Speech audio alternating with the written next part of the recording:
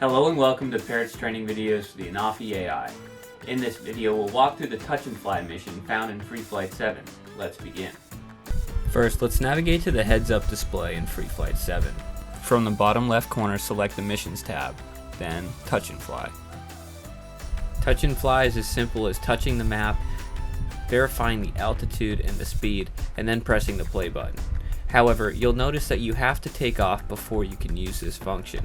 Before flight, remember to calibrate, update, and ensure your aircraft is functioning properly.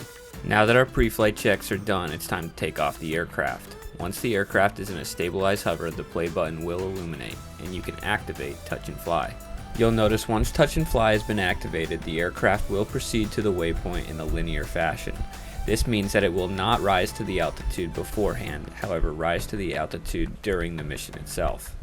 Touch and Fly mode also acts as a point of interest mode, meaning that the camera will stay fixed on wherever you select, and you can maneuver the aircraft around for that perfect shot. Likewise, whenever you drop a new waypoint on the map, the aircraft will automatically turn and look at that waypoint. To switch between the map view and the live camera view, simply tap on the smaller image in the right corner.